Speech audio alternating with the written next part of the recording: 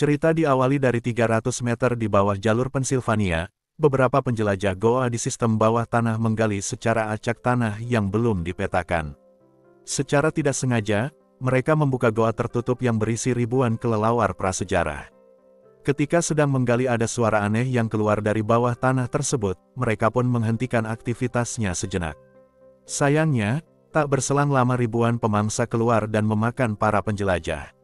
Tak sampai di situ, ribuan pemangsa ini pun beterbangan keluar dari bawah tanah dan terbang menuju beberapa kota terdekat. Warga sekitar pun menamai ribuan pemangsa ini sebagai Phelps. 20 mil di barat laut Montclair, tinggallah sebuah keluarga yang harmonis, di mana Huff Andrews selaku kepala keluarga, istrinya Kelly, putri mereka yang tunarungu Ellie, putra bungsu mereka Jude, dan ibu Kelly yang bernama Lynn. Di sebuah jalan, terlihat Ellie sedang berjalan pulang ke rumah. Dari belakang, ada seonggok bocah sok ganteng yang mengolok-olok Ellie karena statusnya yang tunarungu. Insting Ellie yang kuat, sadar dirinya sedang dibuli. Namun Ellie tak menghiraukan bocah tersebut, ia tetap lanjut pulang ke rumah, sedangkan bocah tersebut kemungkinan tetap ngoceh sampai berbusa. Di tempat lain, Kelly menelpon Huff meminta untuk cek Ellie ke sekolah. Ibunya khawatir pada Ellie yang tidak kunjung pulang, berharap sang suami bisa berbuat lebih pada putrinya. Hal ini karena Ellie pernah curhat ia sering jadi bahan perundungan karena statusnya yang tunarungu. Jelas terlihat, sang ibu belum terima jika Ellie kehilangan pendengarannya. Di mana Ellie tunarungu selepas kecelakaan mobil ketika bersama opanya, pada saat kecelakaan itu juga mereka harus kehilangan opanya tercinta. Di tempat lain Ellie ternyata bertemu dengan Rob sahabatnya. Alhasil ini memperlambat Ellie sampai di rumah, ia pun berjalan sambil berbincang dengan Rob. Ellie pun sampai di rumah, adiknya pun mengkode ibunya jika kakaknya sudah tiba, alhasil sang ibu terus bertanya mengapa Ellie terlambat sampai di rumah. Ellie pun meyakinkan ibunya bahwa ia tidak apa-apa, hanya mengobrol dengan temannya saat di jalan pulang. Ellie melihat ada yang aneh dengan anjingnya, lalu ia menghampirinya dan melihat apa yang menyebabkan anjingnya begitu agresif. Di dalam rumah, terlihat begitu harmonis sekeluarga yang sedang makan bersama. Hingga malam pun tiba, Ellie sedikit jalan keluar rumah, tak sengaja ia mendapati omanya merokok. Omanya pun kaget dan berharap Ellie tidak mengadu pada ibunya, Ellie pun janji, lalu mereka berdua akhirnya tertawa. Ellie pun kembali ke rumah dan masuk ke dalam kamarnya untuk bermain gadget. Saat scroll medsos tak sengaja ia melihat berita yang sedang viral, berjudul Phelps, di mana ribuan mirip kelelawar beterbangan di atas kota yang ramai. Saat itu ayahnya tiba-tiba masuk ingin mengajak Ellie sedikit berbincang, ayahnya pun bertanya perihal lingkungan pertemanan di sekolahnya pada Ellie. Ellie pun meyakinkan ayahnya, bahwa dia baik-baik saja, tidak ada yang perlu dikhawatirkan. Sang ayah pun berpesan, jangan sungkan cerita apapun padanya. Ayahnya pun keluar dan Ellie bersiap untuk tidur, si guguk pun terlihat cengengesan di kamera. Jam 3 pagi Ellie terbangun karena suara berisik di luar kamar. Saat dia pergi keluar, ternyata keluarganya sudah berkumpul di ruang tamu menonton berita. Ia pun bertanya perihal apa yang terjadi dan langsung bergabung untuk melihat berita terkini. Ternyata video yang ia tonton tadi telah menjadi trending topik di TV. Saat mencoba mengganti saluran TV, ternyata semua berita sedang membahas perihal wabah tersebut, di mana sejumlah kota sedang diserang oleh wabah sejenis kelelawar, semua manusia yang bersuara tak luput dari wabah ini. Di akhir berita memperlihatkan beberapa postingan di media sosial yang viral, di mana banyak korban berjatuhan dan salah satu wanita memberikan peringatan agar jangan bersuara. Berita pun berhenti seketika, dan ada peringatan agar tidak bersuara dan tetap di rumah untuk berjaga-jaga. Keluarga ini pun akhirnya berdiskusi, lalu Ellie memberikan masukan. Secara logika pemangsa ini memiliki karakter menghampiri sesuatu yang sifatnya keramaian. Ellie pun menerangkan bahwa hal itu paling dominan ada di kota. Pada akhirnya, sang ayah memutuskan untuk keluar dari kota dan mencari perlindungan. Mereka semua pun segera berkemas dan memasukkan barang-barang ke dalam mobil. Dan akhirnya mereka pun berangkat dengan mengendarai 2 mobil, mereka pergi menjauh meninggalkan kota. Di lain tempat, terlihat keheningan di lorong-lorong kota, terlihat juga di sebuah kereta banyak orang namun kondisinya di dalam begitu hening. Tiba-tiba seorang balita terdengar menangis, ia dan ibunya pun jadi bahan perhatian banyak orang, hingga akhirnya salah satu dari mereka meminta bayi tersebut agar dikeluarkan dari kereta. Sang ibu pun meminta kembali bayinya, dan meminta agar ia yang akan pergi bersama bayinya keluar. Ia pun diusir bersama bayinya keluar, sang ibu pun pergi menjauh dari kereta. Ia pun dengan perlahan melangkahkan kaki di rel kereta, sampai sejauh ini bayinya terdiam di pelukan ibunya. Tak terasa mereka pun sudah semakin jauh dari kereta. Hingga tibalah mereka di depan sebuah lorong yang gelap, dan rasa takut pun mulai menghantui sang ibu. Tanpa sengaja empeng si bayi jatuh, dan ia pun menangis. Sang ibu pun lari ketakutan, gerombolan Phelps pun datang dan menggigit mereka. Scene pun berpindah pada keluarga Ellie, ibunya masih ragu dengan tindakan meninggalkan rumah sudah benar atau justru sebuah kesalahan. Di bangku belakang, Ellie sedang video call dengan temannya Rob, mereka membahas perihal wabah yang menyerang manusia dengan membabi buta. Mereka berdua pun sepakat, agar tetap menjaga komunikasi sekalipun jarak mereka semakin jauh. Sang ayah memberi kode untuk singgah sejenak ke pom bensin. Huff diminta tetap berjaga-jaga di sekitar mobil, sedangkan paman Glenn pergi ke Indomart beli perbekalan. Sambil berjaga-jaga, Huff bertanya pada anaknya, "Bagaimana kondisimu nak?" Lalu dengan polosnya ia menjawab, "Takut." Ayahnya pun coba menenangkan rasa takut anaknya, dan meyakinkan bahwa dia aman bersama paman Glenn. Anaknya pun tertawa, diikuti dengan Huff, rasa takut akhirnya dapat dinetralisir seketika. Sayangnya, hal itu hanya bersifat sementara. Di sudut lain kakaknya Ellie ditodongkan senjata laras panjang oleh seorang pria. Tembakan lain mengenai pria tersebut hingga tersungkur. Dari belakang datang paman Glenn dan memberi kode untuk segera masuk mobil. Lalu mereka pun pergi dan meninggalkan pria itu seorang diri. Di tengah jalan paman Glenn meminggirkan mobilnya sejenak. Anak Huff langsung keluar dan memeluk ayahnya, karena efek situasi mencekam semalam. Akhirnya demi menenangkan kondisi psikologis si anak, ia pun diminta semobil dengan ibunya. Di perjalanan, Ellie mulai mencari tahu apa sebenarnya yang menyerang manusia sejauh ini. Ternyata Phelps adalah sejenis tawon purbakala, yang terjebak di dalam gua sampai akhirnya berkembang biak hingga ribuan ekor. Tak disangka, kemacetan panjang terjadi, ternyata banyak yang sudah lebih dulu meninggalkan kota. Berbekal pengalaman touring paman Glenn, akhirnya mereka mencari jalan pintas lewat hutan. Efek kurang tidur dan terus menyetir sepanjang hari, paman Glenn tidak dapat mengendalikan mobilnya dengan sempurna. Pada akhirnya ia tergelincir dan terperosok ke dalam jurang. Huff dan keluarganya kaget, dan segera turun dari mobil untuk mengecek paman Glenn ke bawah. Didapati kaki paman Glenn terjepit pada kap mobil dan sulit dilepaskan. Huff pun berusaha membuka kap mobil, sedangkan istrinya coba menghubungi pihak berwajib. Paman Glenn pun meminta Huff pergi tinggalkan dirinya dan selamatkan anak-anak. Namun Huff tetap bersikeras menolong paman Glenn. Glenn menyadarkan semuanya bahwa bantuan tidak akan datang, karena kondisi jalanan lumpuh total di kota. Paman Glenn pun meminta Huff mengambilkan becengnya di bagasi. Setelah beceng diambilkan Huff, paman Glenn lalu mengancam Huff untuk pergi atau ia akan menembaknya. Huff tetap tidak ingin meninggalkan Glenn sendirian dengan kondisi terluka, namun Glenn benar-benar menodongkan pistol ke arahnya.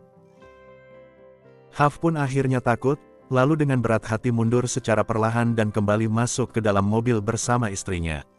Huff pun segera mengambil kunci untuk menyalakan mesin, namun Ellie meminta ayahnya untuk berhenti dan matikan mesin. Insting Ellie ternyata benar, sekelompok Phelps mencoba masuk ke dalam mobil, hingga membuat semua orang ketakutan. Paman Glenn mengeluarkan tembakan setelah mendengar jeritan dari atas. Akhirnya, segerombolan Phelps mendatangi suara tembakan tersebut dan mengoyak tubuh paman Glenn yang sudah terluka parah. Di sisi lain, anjing Ellie terus-menerus menggonggong. Keputusan yang berat pun akhirnya diambil Huff. Dengan cepat ia melepaskan anjing tersebut keluar dibarengi dengan tangisan Ellie sambil memeluk omanya. Tak peduli dengan Ellie yang terus menangis, ia segera membuka pintu belakang mobil lalu mendorong anjingnya keluar. Huff pun tak tahu harus berkata apa pada Ellie, kondisi di dalam mobil pun hening seketika dan berlangsung lama. Tak ada yang menyangka, seekor Phelps sepertinya ketinggalan latihan baris berbaris. Suara di luar pun berangsur sunyi. Keluarga ini mengira kawanan Phelps telah pergi menjauhi mereka. Di sisi lain, Huff berinisiatif keluar melihat situasi sudah benar-benar aman atau belum. Ia pun mencoba diskusi pada keluarganya, bahwa mereka tidak bisa berdiam diri terus. Kita harus bergerak sampai menemukan perlindungan terbaik dari Phelps. Ayahnya harus keluar melihat situasi sudah aman atau belum, dan keluarganya diminta tetap tenang di dalam mobil. Ia pun perlahan membuka pintu, lalu keluar melihat sudut pandang jauh di depan mobil. Huff dengan hati-hati melihat situasi di sekeliling mobilnya, memastikan tindakan awalnya ini tidak membuat masalah baru. Ia pun melangkah lebih jauh lagi ke depan, berharap ada pertolongan perlindungan untuk dia dan keluarganya. Baru beberapa langkah, ia mendengar sesuatu terjadi di dalam mobil. Hal itu pun memancing Phelps yang ketinggalan barisan, lalu Phelps menghampiri mobil dan mencoba memecahkan kaca. Huff pun berusaha meraih besi yang tak jauh di depannya. Setelah ia mendapatkan besi tersebut, lalu ia melempar jauh ke depan besi itu untuk membuat kebisingan, hingga konsentrasi Phelps pun teralihkan ke sana. Phelps merasa makanan ini terlalu berat untuk sarapan pagi, ia pun segera pergi untuk mencari makanan ringan saja. Huff pun akhirnya kembali ke mobil, lalu ia berdiskusi kembali dengan keluarganya. Berdasarkan kejadian tadi, Huff melihat Phelps tidak bisa melihat, namun pendengarannya begitu tajam. Jadi Huff menyarankan keluarganya agar tidak bersuara sama sekali. Ellie pun mengisyaratkan bahwa keluarga kita sudah terbiasa akan hal itu, karena kita sudah biasa menggunakan bahasa isyarat sehari-hari. Huff pun meminjam korek mertuanya, ia berniat ingin membuat kebisingan di kejauhan, sementara itu keluarganya diminta berkemas selagi ia sedang keluar. Huff pun menghampiri mobil Glenn dan menemukan kondisinya yang sudah mengenaskan. Lalu ia segera membakar mobil Glenn untuk membuat kebisingan, agar keluarganya bisa leluasa berkemas dan meninggalkan mobil. Selagi Phelps teralihkan, Huff beserta keluarganya pergi meninggalkan area tersebut, mereka pun menyusuri jalanan hutan mencari jalan keluar. Tak terpikirkan sebelumnya, perjalanan jauh dapat menyebabkan penyakit asma Oma kambuh, hal ini bisa berakibat fatal jika sampai terdengar oleh Phelps. Oma pun mengisyaratkan bahwa dirinya sudah tidak sanggup lagi. Akhirnya Huff memutuskan mereka akan istirahat di sini sejenak. Huff pun berjaga-jaga bersama adiknya Ellie, sedangkan Ellie terlihat murung dan menyendiri. Huff berkata bolehkah ia duduk di sini. Lalu Huff pun membuka pembicaraan, dengan meminta maaf perihal dirinya yang memaksa melepas anjing Ellie saat di mobil. Di sisi lain, Oma mulai menyerah karena hampir mencelakai anak dan cucunya barusan. Di saat mereka sedang diskusi satu sama lain, adik Ellie menemukan sesuatu lewat teropongnya di tengah hutan. Huff pun ingin melihatnya secara langsung, lalu ia menggunakan teropong dan benar saja, ada sebuah rumah yang bisa mereka jadikan perlindungan sebelum malam tiba. Mereka pun bergegas melanjutkan perjalanan ke rumah tersebut, yang tidak jauh lagi dari tempat peristirahatan. Sesampainya di sana, ternyata rumah tersebut dipagari besi kawat yang begitu tinggi. Huff pun mencoba mencari pintu masuk dan membukanya. Ternyata pintu dipasangi lonceng di bagian atas pagar. Pemilik rumah pun keluar dengan membawa senjata laras panjang. Namun karena suaranya yang keras, gerombolan Phelps pun langsung menghampirinya lalu menggigitnya. Keluarga Huff pun tak kuat melihat apa yang terjadi, pada akhirnya mereka mencari jalur lain agar tetap bisa masuk ke dalam rumah. Mereka pun akhirnya mencoba masuk ke dalam saluran pembuangan air di samping rumah. Huff pun memberi arahan bahwa ia akan masuk terlebih dahulu, untuk melihat situasi benar-benar aman atau tidak. Jika kondisi benar-benar aman, dirinya akan memberi kode agar keluarganya diminta masuk satu persatu. Huff pun memasuki saluran pembuangan air, sesampainya di pekarangan rumah. Ia segera melihat sekitar pekarangan, setelah dirasa aman, lalu Huff segera mencari pintu masuk rumah sambil mengawasi sekitar. Lalu ia masuk ke rumah tersebut dan mengecek apakah berbahaya atau tidak. Setelah dirasa aman, ia pun memberi kode agar keluarganya masuk satu persatu. Adik Ellie pun masuk pertama diikuti Ellie dan omanya, lalu ibu Ellie orang terakhir yang akan masuk ke dalam saluran air tersebut. Saat mereka masuk satu persatu, tiba-tiba muncul seekor ular yang menghalangi jalan adik Ellie. Ia pun takut lalu bersuara. Hal ini mengundang Phelps datang dari dua arah, di satu sisi akhirnya ular dimakan oleh Phelps, di sisi lain ibunya juga ikut digigit Phelps yang datang dari lubang yang satunya. Sadar sesuatu terjadi di saluran air, Huff segera membuat keributan di kejauhan untuk mengalihkan insting berburu Phelps. Akhirnya keluarganya dapat diselamatkan, namun istri Huff tidak dapat berjalan akibat kakinya digerogoti Phelps dengan membabi buta. Ellie pun segera mencari kotak P3K di sekitar rumah. Huff pun segera mengecek luka pada kaki istrinya, Dibantu mertuanya menggunting bagian celana yang digigit Phelps. Dan jelas terlihat bekas gigitan yang begitu dalam di kakinya, mereka semua pun terdiam. Huff pun segera mengobati istrinya dengan obat-obatan seadanya. Untuk sementara ini semua sudah aman. Mereka pun akhirnya beristirahat sejenak.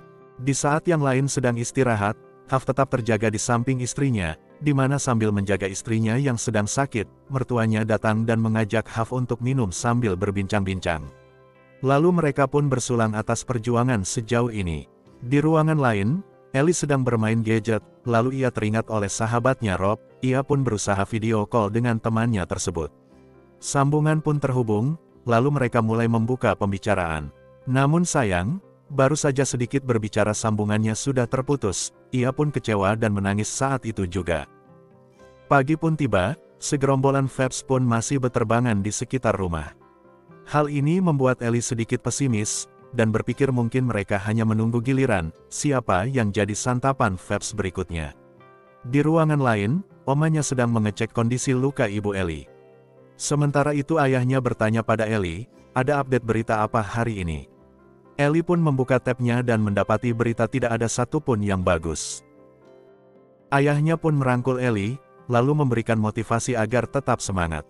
Omanya datang dan masuk ke kamar, ia lalu memberitahu bahwa luka ibu Ellie semakin parah, dan dia perlu antibiotik segera, sebelum lukanya terinfeksi dan menyebar ke bagian lainnya. Tanpa pikir panjang Huff pun pergi ke dapur mencari perlengkapan perang, ia pun menemukan arit untuk cari makan embe. Arit tersebut pun Huff berikan pada mertuanya, untuk berjaga-jaga dari orang luar yang memiliki niat jahat pada mereka. Ia pun berpesan pada adik Ellie untuk menjaga oma dan ibunya, karena Huff dan Ellie akan pergi ke kota mencari antibiotik untuk ibunya. Mereka pun berangkat ke kota, kali ini Huff melalui pintu utama, menggunakan kunci yang mereka telah miliki. Saat membuka pintu, lonceng pada tiang pagar kembali berbunyi, hal ini memancing para Phelps ke arah mereka. Huff pun mencoba membuka pintu secara perlahan, setelah dirasa cukup terbuka, Huff mengunci pergerakan pintu ke tanah. Ellie pun keluar mengikuti ayahnya dari belakang. Perjalanan mencari antibiotik untuk ibu pun dimulai, baru beberapa meter berjalan ke arah kota, mereka tercengang mendapati ratusan Phelps berjejer di atas kabel PLN, layaknya sniper yang sedang mantau targetnya. Mereka pun terus berjalan, tak berselang lama mereka bertemu sepasang orang yang sedang tidur. Namun setelah diamati, ternyata ada bekas gigitan Phelps pada lehernya. Mereka pun segera pergi menjauh, hingga sampailah mereka di tengah kota. Banyak mobil bertabrakan di jalanan. Tak terbayangkan kekacauan parah saat gerombolan Phelps menyerang kota. Mereka pun memilih kembali fokus mencari toko obat-obatan. Tanpa Huff ketahui, ada seseorang yang memantau mereka berdua dari kejauhan. Toko obat pun berhasil ditemukan, sayangnya pintu tertutup rapat dan Huff tidak mampu membukanya. Lalu mereka mencoba ke belakang toko, mencari pintu masuk lainnya. Benar saja, pintu belakang toko tidak dikunci. Kemungkinan pemilik toko pergi tergesa-gesa, demi menghindari gerombolan Phelps datang. Tanpa buang-buang waktu, mereka pun masuk ke dalam secara perlahan. Sesampainya di ruang tengah Huff melihat tempat tersebut terlihat begitu berantakan. Huff pun meminta anaknya berhati-hati. Sepertinya sebelumnya penjaga toko bertempur hebat melawan gerombolan Phelps. Dan benar saja, ada beberapa orang yang tergeletak dengan luka parah di tubuhnya. Huff pun memilih fokus mencari antibiotik yang istrinya butuhkan. Di sisi lain Ellie penasaran dengan sesuatu yang bergerak di depannya. Saat dibuka ternyata seperti telur Phelps yang berkembang biak. Ia pun segera sadar Phelps ada di ruangan ini. Tanpa sadar menyemburkan cairan ke arah Ellie, ia pun refleks bersuara dan memancing Phelps yang ternyata sedari tadi ada di atas mereka. Gerombolan Phelps tersebut pun mulai terbangun dan mencari posisi Ellie lewat pendengarannya. Huff pun menghampiri Ellie, dan mengisyaratkan agar tetap tenang dan jangan bersuara. Saat melihat Phelps di atas, tak sengaja Ellie melihat alat pemadam kebakaran sprinkler di plafon. Ia pun memberitahu ayahnya, untuk menyalakan api agar otomatis sprinkler menyala. Huff pun mengerti maksud anaknya, lalu ia meminta alat pel yang dekat Ellie. Ellie pun melihat alat pel tersebut, dengan perlahan mengambilnya dan dengan segera memberikannya pada ayah. Di sudut lain Phelps semakin agresif mencari mangsanya. Huff pun mengeluarkan pemantik api. Kemudian membakarnya, lalu mendekatkan api tersebut pada sprinkler. Air pun berhamburan keluar, yang diikuti suara bising di mana-mana. Hal ini membuat Phelps bergerak tak menentu. Mereka pun segera keluar meninggalkan tempat itu. Sesampainya di luar, masalah lain muncul. Orang yang sedari tadi mengawasi mereka, benar-benar muncul di hadapan Huff. Huff pun memegang putrinya dan tetap berjalan pulang. Tak disangka, orang tersebut menghampiri mereka dan menghalangi jalan mereka. Orang tersebut pun mengaku dirinya seorang pendeta, lalu mengajak Huff dan keluarganya ikut masuk pada alirannya. Huff pun langsung menolak mentah-mentah, dan tanpa pikir panjang segera menarik Ellie pergi menjauhi orang tersebut. Karena takut diikuti, Ellie pun kembali melihat ke belakang. Di tempat lain mertua Huff sedang menghibur istrinya agar tetap kuat. Tak berselang lama Huff pun tiba di rumah, lalu memberikan antibiotik tersebut pada mertuanya. Istrinya pun diminta mandi, agar lukanya sekalian dibersihkan, sebelum mertua Huff memberi obat luar kembali. Di ruangan lain, Huff dan Ellie mencari update berita terkait perkembangan Phelps. Dari hasil observasi barulah diketahui, ternyata Phelps tidak dapat berkembang biak di area bersalju. Hal ini dibuktikan dengan video, di mana Phelps meregang nyawa hanyut tenggelam di area bersalju. Huff merasa, sudah saatnya anak laki-lakinya memegang senjata. Tiba-tiba Ellie datang, memberitahu ada orang di luar sana. Ternyata salah satu di antara mereka, merupakan orang aneh yang menghampiri Huff dan Ellie di kota. Huff pun kemudian meminta keluarganya untuk tetap tenang, ia akan coba keluar melihat apa yang terjadi. Huff pun keluar menghampiri kelompok tersebut, lalu bertanya, apa yang kalian mau? Ternyata orang tersebut masih memaksa Huff dan keluarganya bergabung bersama mereka. Huff pun tetap bersikap tenang dan meminjam bukunya, lalu Huff menuliskan mereka tidak tertarik untuk bergabung. Huff pun meminta agar mereka meninggalkan keluarganya. Pendeta tersebut kembali menuliskan sesuatu di bukunya, setelah selesai lalu ia kembali menunjukkannya pada Huff juga keluarganya. Huff pun kaget. Pendeta itu menulis, gadis itu subur. Ternyata target kelompok ini sedari awal adalah mengincar anak gadisnya. Huff pun menodongkan senjata pada pendeta sesat tersebut, tatapan pendeta justru malah tersenyum layaknya psikopat. Pendeta sesat itu justru seakan menantang Huff untuk menembaknya, merasa Huff tidak akan berani menembak di tengah gerombolan Phelps yang berterbangan di atas rumahnya. Pada akhirnya si pendeta sesat mundur bersama kelompoknya, namun senyuman terakhirnya seakan mengisyaratkan sesuatu yang buruk. Matahari pun lambat laun tenggelam, dan malam pun kian menghampiri. Terlihat Ellie sedang bermain gadget, dan ternyata ia masih intens berkomunikasi dengan sahabatnya Rob. Sayangnya koneksi internet lagi-lagi terputus. Ellie pun kesal lalu mematikan langsung gadgetnya. Di ruangan lain, ayah dan ibunya kembali menjalin kasih, setelah sejauh ini melalui masa-masa sulit. Tak terasa mereka sekeluarga telah melalui banyak hal, hanya dalam beberapa hari kebelakang. Kilatan dari langit pun mulai mewarnai gelapnya malam. Tak disangka, semakin malam cuaca di luar mulai menunjukkan akan datangnya hujan. Hal itu pun membuat seisi rumah makin terlelap tidur, bahkan suara petir pun tak mampu membuat mereka terbangun. Sayangnya hal itu tak berlangsung lama. Dari luar, baru saja terdengar suara langkah kaki seseorang. Hal itu membuat Huff terjaga dari tidurnya. Huff pun bangkit dari kasurnya, lalu melihat keluar jendela. Ia pun kembali ke tempat tidur, dengan perlahan ia membangunkan istrinya. Selepas itu mereka pergi ke tempat tidur mertuanya, kemudian membangunkannya secara perlahan. Tak lupa mereka juga membangunkan anaknya. Sementara Huff pergi ke jendela dan membuka gorden, namun ia tidak melihat siapapun. Tiba-tiba datang anaknya yang masih ngelindur, dan langsung membuka jendela. Ia pun kaget, melihat ada anak gadis di depan jendela. Ia pun memanggil ayahnya, lalu dengan segera mereka membawa anak tersebut ke dalam. Sementara mereka sibuk, di ruangan lain Ellie masih tertidur dan belum ada yang membangunkan. Mereka sibuk bertanya mengapa sudah larut malam, anak seusianya ada di luar. Hingga pada akhirnya, mereka sadar anak ini sengaja dikirim pendeta sesat itu.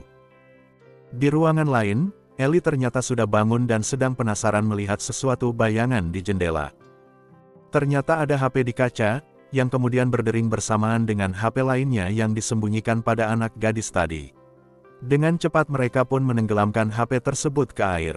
Namun sayang, Suara HP yang banyak telah membuat gerombolan Phelps memaksa masuk ke dalam rumah. Huff pun meminta keluarganya masuk ke ruangan bawah tanah. Namun sayang, ternyata di sana sudah ada 3 pria yang menunggu, lalu segera menangkap Ellie dan memukul jatuh setiap orang yang menghalanginya. Ellie pun dibawa paksa keluar rumah, sementara ibunya masih tersungkur karena terkena pukulan. Begitu emosional, omanya pun pergi seorang diri menyelamatkan cucunya. Dengan sekuat tenaga ia mendorong para pria tersebut hingga Ellie terlepas.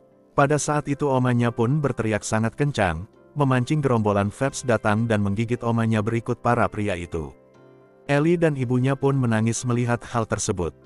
Di tengah duka atas omanya tercinta, pendeta sesat tersebut kembali datang dan mengancam Ellie. Kelompok ini pun pergi membawa Ellie. Huff pun kemudian melihat situasi Phelps di atas, dan tanpa pikir panjang Huff dan keluarga melancarkan serangan balasan pada kelompok tersebut. Satu persatu dari mereka tumbang oleh Huff dan istrinya. Huff dan keluarganya pun saling bekerja sama melumpuhkan kelompok sesat itu, sampai akhirnya tersisalah pendeta sesat yang masih bernafas. Huff mengambil senjata milik anak laki-lakinya, lalu segera menidurkan pendeta sesat itu. Istrinya pun menghentikan Huff karena pendeta sesat itu sudah tidur dan dipastikan tidak akan bangun lagi selamanya. Huff dan keluarganya pun membiarkan kedua wanita yang tersisa dari kelompok tersebut. Huff merasa mereka hanyalah korban dari aliran sesat ini. Mereka pun pergi dengan jalannya masing-masing. Pagi pun tiba, Huff dan keluarganya pun sepakat pergi mencari tempat perlindungan yang ada dalam berita tempo hari.